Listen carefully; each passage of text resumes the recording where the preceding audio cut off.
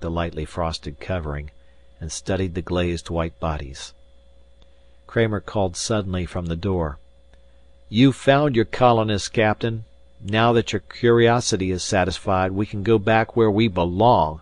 Out here man is a tame variety of cattle. We're lucky they didn't know we were the same variety, or we'd be in their food lockers now ourselves. Now let's get started back. The men won't take no for an answer."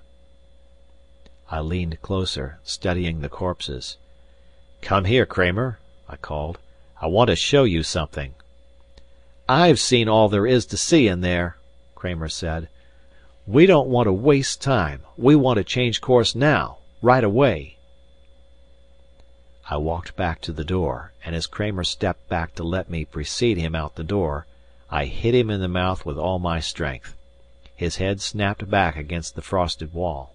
Then he fell out into the passage. I stepped over him. "Pick this up and put it in the brig," I said. The men in the corridor fell back, muttering. As they hauled Kramer upright, I stepped through them and kept going, not running, but wasting no time, toward the bridge.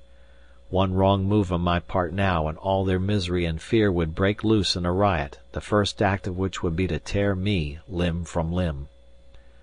I travelled ahead of the shock. Kramer had provided the diversion I had needed. Now I heard the sound of gathering violence growing behind me. I was none too quick.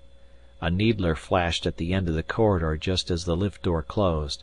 I heard the tiny projectile ricochet off the lift shaft. I rode up, stepped into the bridge and locked the lift. I keyed for Borden, and to my relief got a quick response. The panic hadn't penetrated to missile section yet. "Borden, arm all batteries and lock onto that Mancji ship," I ordered. "On the triple." I turned to Clay.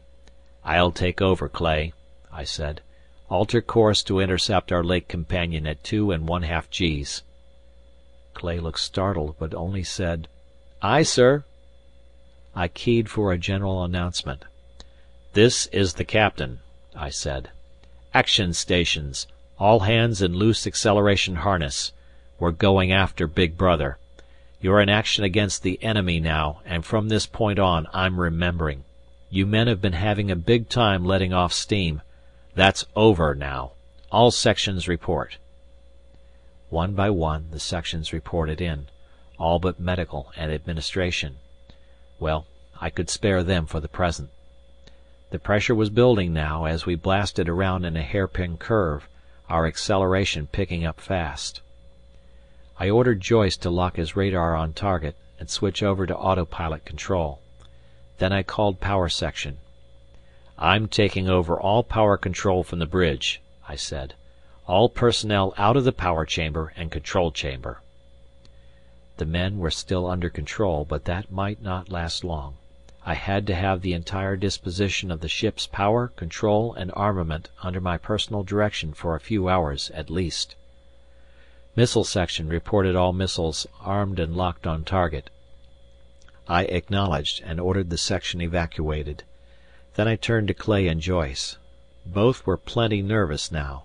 They didn't know what was brewing. "Lieutenant Clay," I said, "report to your quarters. Joyce, you too. I want to congratulate both of you on a soldierly performance these last few hours." They left without protest. I was aware that they didn't want to be too closely identified with the captain when things broke loose. I keyed for a video check of the interior of the lift as it started back up. It was empty. I locked it up. Now we were steady on course, and had reached our full 2 1/2 Gs. I could hardly stand under that acceleration, but I had one more job to do before I could take a break. Feet dragging, I unlocked the lift and rode it down. I was braced for violence as I opened the lift door, but I was lucky. There was no one in the corridor. I could hear shouts in the distance. I dragged myself along to power section and pushed inside. A quick check of control settings showed everything as I had ordered it. Back in the passage, I slammed the leaded vault door to and threw in the combination lock. Now only I could open it without blasting. Control section was next. It too was empty, all in order. I locked it, and started across to missiles. 2 men appeared at the end of the passage, having as hard a time as I was. I entered the cross corridor just in time to escape a volley of needler shots. The mutiny was in the open now, for sure. I kept going, hearing more shouting. I was sure the men I had seen were heading for power and control. They'd get a surprise. I hoped I could beat them to the draw at missiles, too. As I came out in B corridor, 20 feet from missiles, I saw that I had cut it a bit fine. 3 men, crawling, were frantically striving against the multi-G field to reach the door before me. Their faces were running with sweat, purple with exertion. I had a slight lead.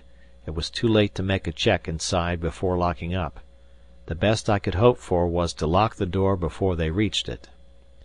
I drew my Browning and started for the door. They saw me and one reached for his needler. "Don't try it," I called. I concentrated on the door, reached it, swung it closed, and as I threw in the lock a needler cracked. I whirled and fired. The man in the rear had stopped and aimed as the other 2 came on. He folded. The other 2 kept coming. I was tired. I wanted a rest. "You're too late," I said. "No one but the captain goes in there now." I stopped talking, panting. I had to rest. The 2 came on. I wondered why they struggled so desperately after they were beaten. My thinking was slowing down. I suddenly realized they might be holding me for the crowd to arrive. I shuffled backwards towards the cross corridor. I barely made it. 2 men on a shuttle cart whirled around the corner 100 feet aft. I lurched into my shelter in a hail of needler fire. One of the tiny slugs stung through my calf and ricocheted down the passage. I called to the 2 I had raced, "Tell your boys if they ever want to open that door, just see the captain." I hesitated, considering whether or not to make a general statement. "What the hell," I decided. "They all know there's a mutiny now. It won't hurt to get in a little life insurance." I keyed my mic. "This is the captain," I said. "This ship is now in a state of mutiny. I call on all loyal members of the armed forces to resist the mutineers actively, and to support their commander. Your ship is in action against an armed enemy. I assure you this mutiny will fail, and those who took part in it will be treated as traitors to their service, their homes, and their families who now rely on them. We are accelerating at 2½ gravities, locked on a collision course with the Manchu ship. The mutineers cannot enter the bridge, power, control, or missile sections, since only I have the combination. Thus they're doomed to failure. I am now returning to the bridge to direct the attack and destruction of the enemy. If I fail to reach the bridge, we will collide with the enemy in less than 3 hours, and our batteries will blow." Now my problem was to make good my remark about returning to the bridge.